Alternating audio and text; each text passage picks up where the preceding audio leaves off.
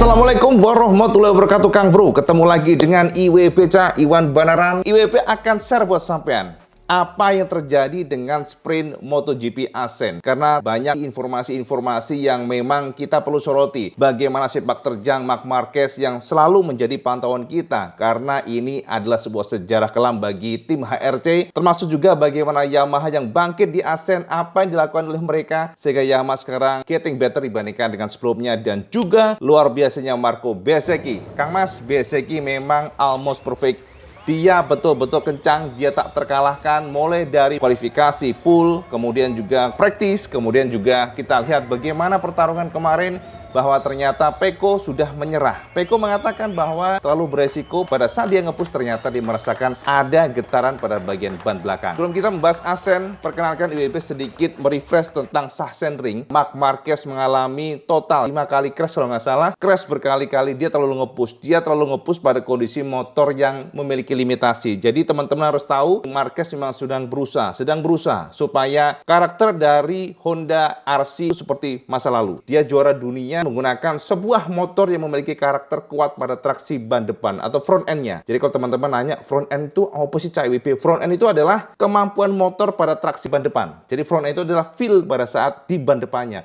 Front end. Jadi feeling di ban depan atau bagian area depan. Dan ini menjadi kekuatan Honda bertahun-tahun di mana Honda memiliki kelincahan pada tikungan-tikungan sempit. Sekarang kan enggak nih, hampir semua sektor dia lemah. Tapi di masa lalu Honda sangat kuat di depannya, tapi belakang memang kurang. Traksi ban belakang dari zaman dulu itu sudah kurang. Itulah kenapa semua pembalap Honda di masa lalu pun tidak ada yang mampu menghandle RC, hanya Marquez. Karena Marquez memang memiliki keunikan karakteristik mengoptimalkan front end tersebut menjadi sebuah kekuatan walaupun mungkin kurang pada traksi ban belakangnya. Nah, di tahun 2022 Honda mengikuti kemauan Pol Espargaro. Mereka mengembangkan revolusi atau evolusi, sebutan demikian terserah Honda, dan itu merombak semuanya, Cak. Dari distribution weight-nya dirombak, posisi dari engine-nya dirombak, sehingga sekarang Honda RC itu lebih fokus pada traksi ban belakang.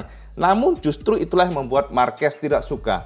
Marquez merasa bahwa karakter Honda RC sudah balancing-nya ya, sudah nggak sesuai dengan karakternya dia. Jadi dia sangat berusaha keras bagaimana supaya motor RC ini memiliki karakter yang sama, di mana front end-nya itu lebih kuat daripada belakangnya. Masalahnya adalah basis pengembangannya sudah fokus pada rear tire, sementara depannya dikorbankan. Itu nggak mudah bagi Marquez, soalnya sudah basisnya, distribution weight-nya, kalkulasi geometrinya, kemudian juga posisi engine-nya, termasuk juga sassisnya, itu sudah fokus pada ban belakang, sehingga walaupun settingan-settingan elektronik dirubah apapun itu tetap nggak bisa optimal, bahkan malah berantakan. Makanya Marquez mencoba untuk memperkuat ban depannya, tapi belakangnya juga justru kacau. Rear tire-nya, traction-nya kurang, depannya juga kurang. Makanya Marquez kemarin di Sachsenring ya, yang notabene dia sangat kuat. Tapi di tahun ini dia menyerah, di tahun ini dia melemparkan handuk. Kenapa dia mundur kemarin? Fisiknya sudah nggak mampu. Dari Sachsenring, Marquez ternyata mendapatkan 3 cedera, Cak. Pada ribnya atau tulang rusuknya yang ternyata retak, hingga sekarang pun ganggu dia.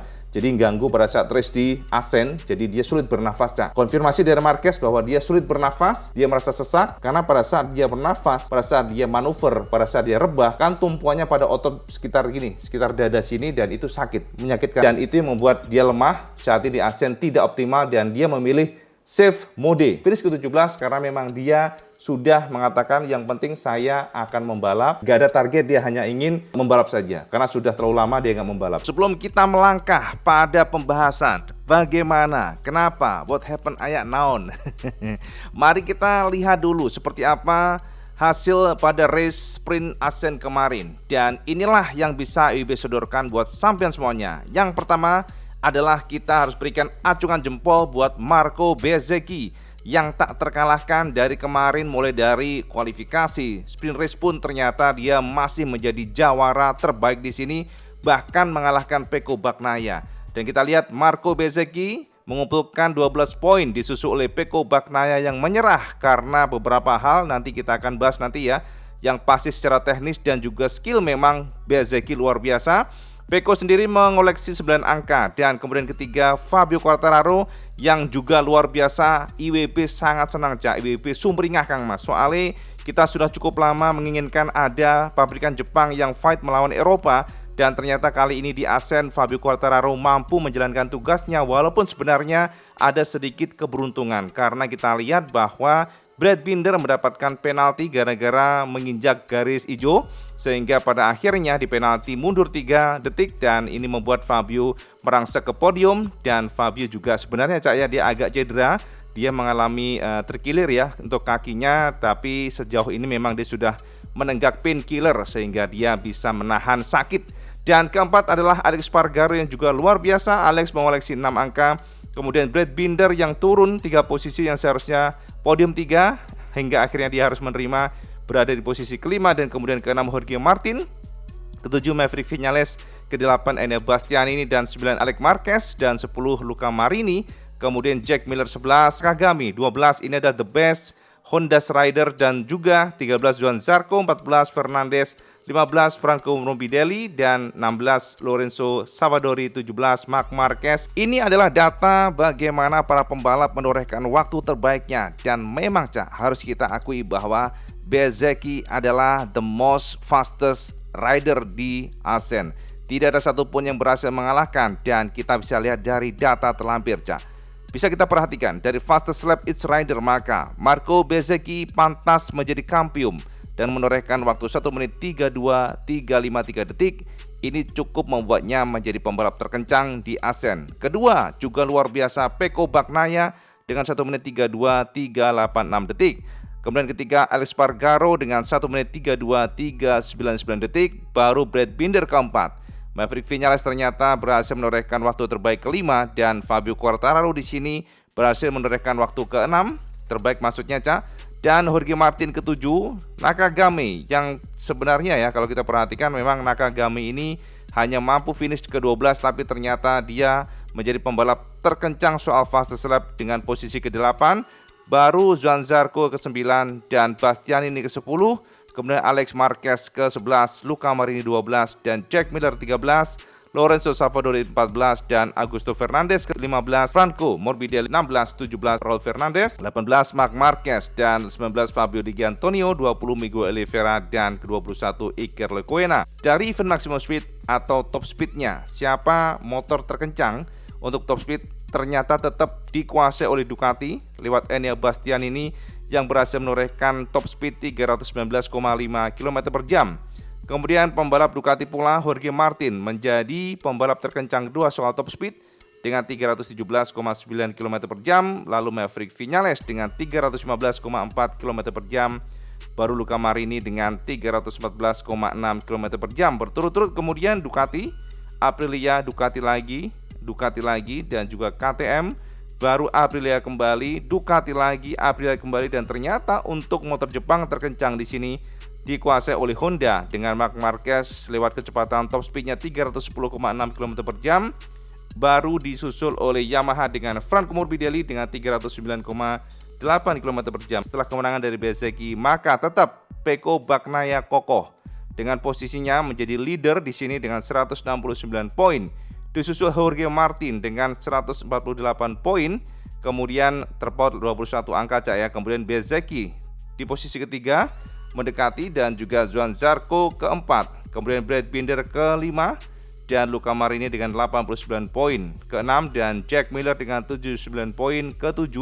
Fabio Quartararo nongkrong di posisi terkencang, maksudnya untuk klasemen title ke-8, kemudian Alex Espargaro 9, Maverick Viñales ke-10, Alex Marquez 11 dan Franco Morbidelli ke-12 dengan 50 poin. Kemudian Alex Rins 13 setelah dia absen 2 kali kita belum tahu bagaimana update selanjutnya setelah dia mengalami patah tulang. Kemudian juga Augusto Fernandez 14, Fabio Di Giannantonio 15, Oliveira 16 dan Nakagami 17, Bastianini 18 dan Marc Marquez 19, Pedrosa 20, Volger, Piero Petrucci dan Joan Mir terakhir di sini.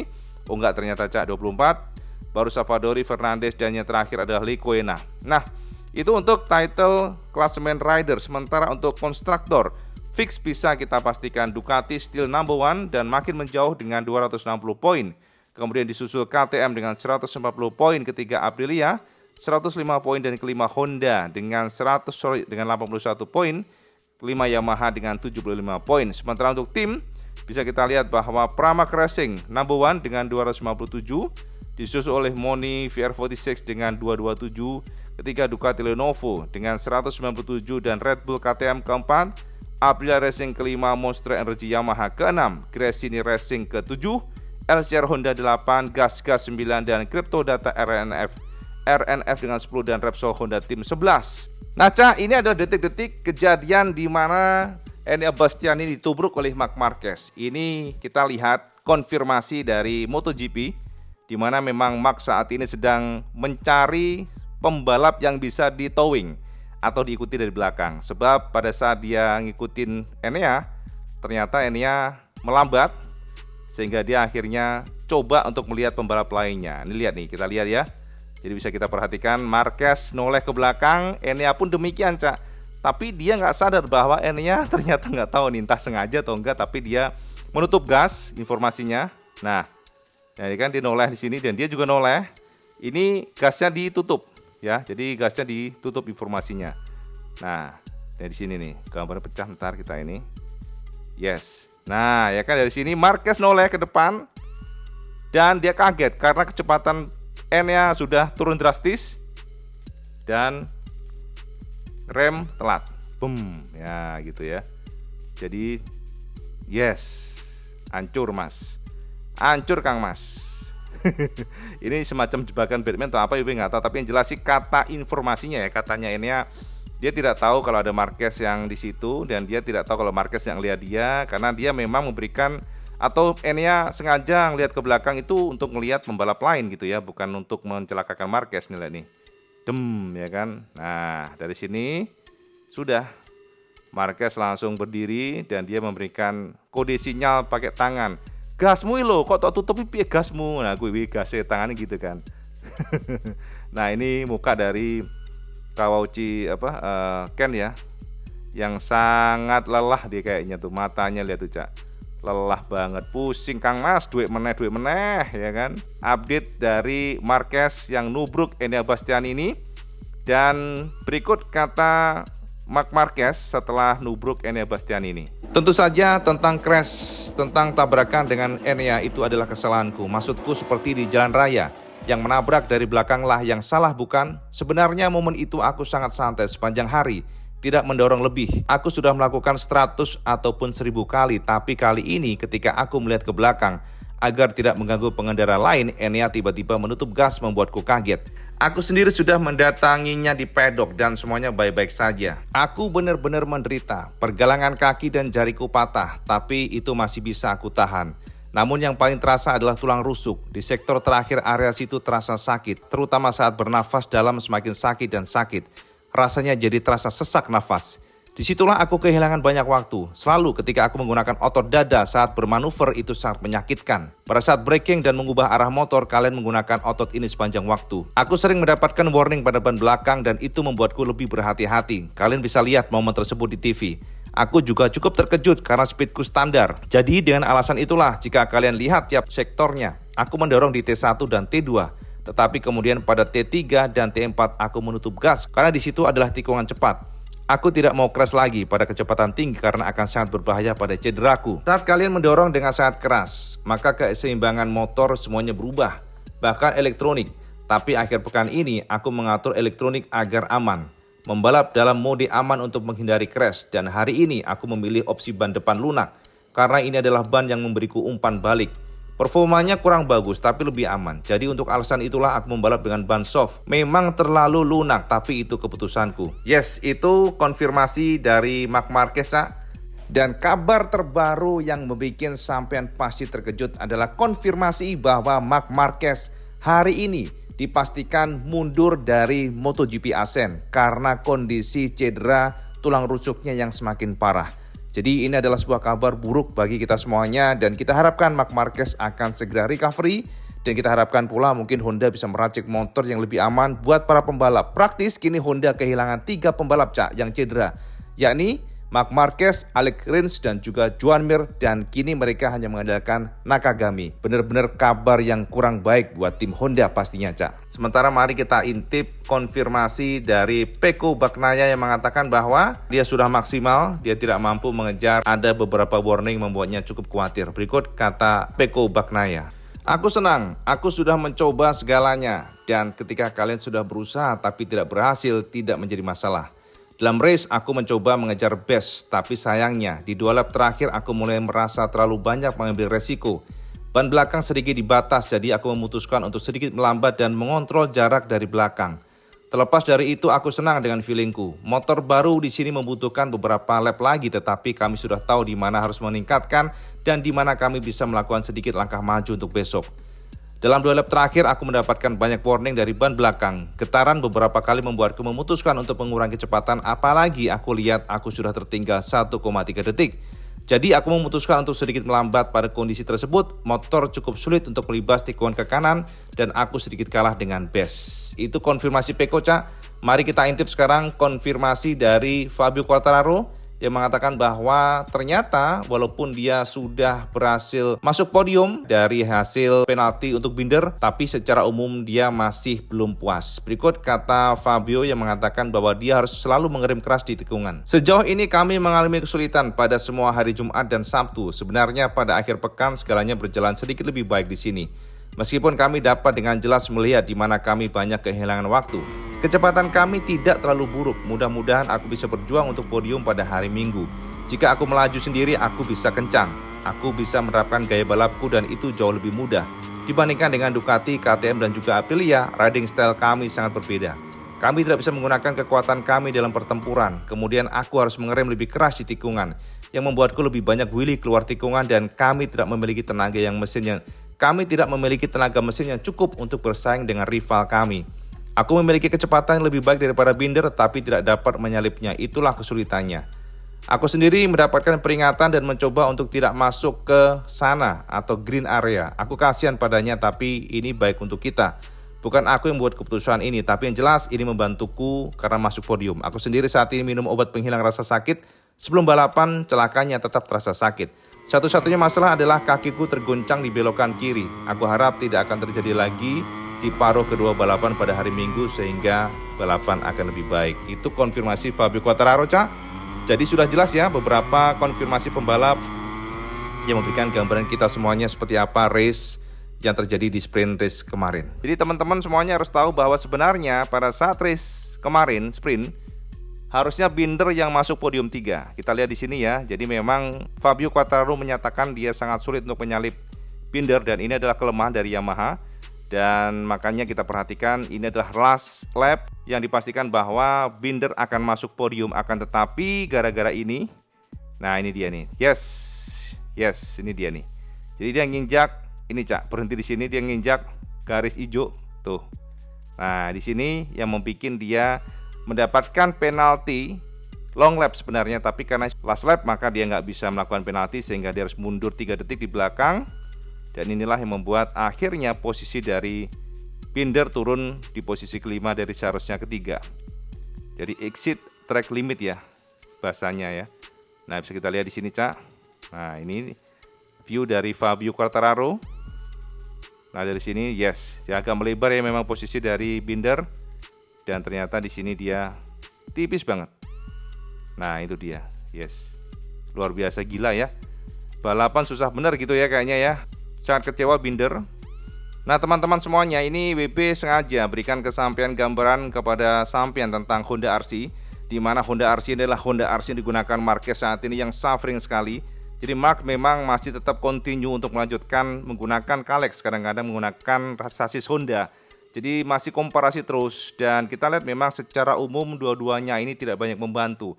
Karena problem dari Honda itu nggak hanya sasis sebenarnya, memang semuanya, distribution weight-nya, posisi dari engine-nya, yang mana pada saat pengembangan mereka fokus di bagian ban belakang, tapi pada kenyataannya di lapangan bahwa Marquez ini tidak terlalu suka dengan model sekarang karena dengan kondisi di mana Honda fokus di bagian belakang atau bagian rear traction, maka dikorbankan untuk bagian front end-nya dan ini membuat Marquez dengan motor ini tidak banyak bisa meraih posisi bagus, Cak. Jadi suffering benar-benar terlunta-lunta, Cak. Terseok-seok Kang Mas, terpuruk banget Kang Mas.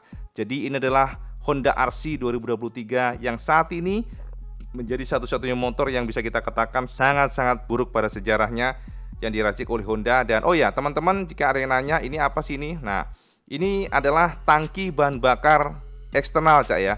Jadi ini adalah BBM eksternal pada saat hanya untuk warm up aja. Jadi untuk warm up supaya tidak mengurangi dari bensin di dalam. Jadi itu nanti akan dicopot oleh tim pada saat warm up selesai. Itu aja ya informasi tambahan buat sampean supaya sampean tahu aja nih. Jadi gitu ya. Dan ini adalah motor yang sama yang digunakan oleh John Mir pastinya. John Mir pakai ini, Marquez juga pakai ini. Dan jika kita lihat, mari kita bandingkan dengan motor RC masa lalu, Cak. Nah, ini adalah motor RC masa lalu di mana Marc Marquez seringkali mendominasi di masa lalu, Cak.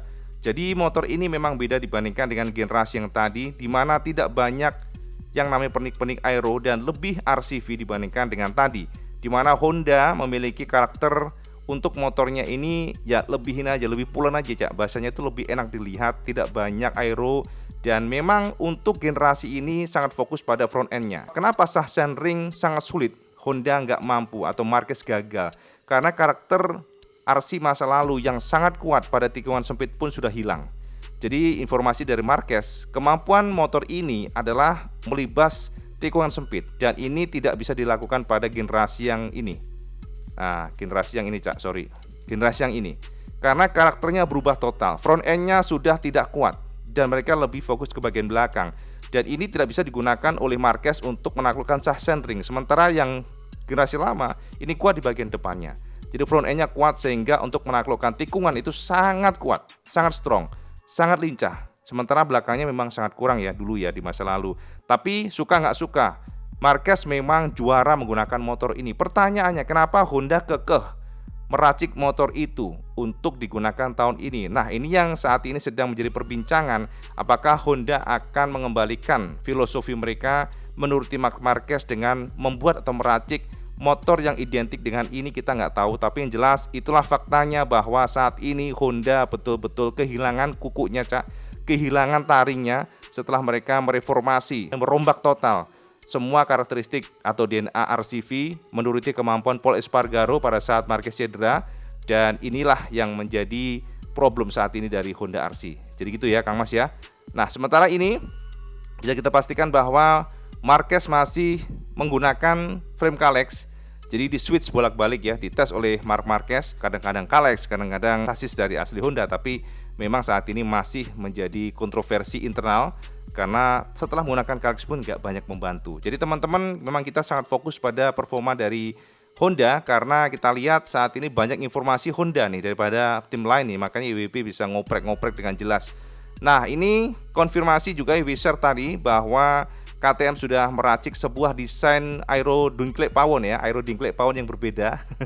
Kalau dulu kan cuma kotak aja sampai di sini, tapi sekarang sudah ada tambahan di bagian sini. Nah, informasi yang didapatkan, angin di sini dihantam ya, tapi dia dilemparkan ke atas. Dilempar ke atas sehingga memberikan daya tekan yang cukup besar. Lengkungan ini bukanlah tanpa arti, tapi ini semacam manajemen dari airflow supaya lebih memberikan daya tekan ke bawah. Gitu kira-kira, Cak ya. Ini yang terbaru digunakan oleh tim KTM. Ini adalah thermo bandage yang mana membungkus area bagian belakang knalpot dari RC, dan memang sejauh ini belum ada konfirmasi apa sih fungsinya, tapi dari beberapa informasi yang kita kumpulkan ada dua, Cak. Kemungkinan besar adalah untuk menahan panas atau memberikan semacam resistensi panas kepada area sini. Tapi ini nggak logis karena buat apa? Soalnya sebelumnya juga Honda tidak bungkus area knalpotnya. Kalau yang panas harusnya dari dulu ya, karena kan di sini sudah ada aluminium foil ya, di bagian dalam ini sudah ada aluminium foil sehingga seharusnya nggak usah ada ini. Oleh karena itulah makanya ada beberapa rumor yang mengatakan bahwa sepertinya Honda ingin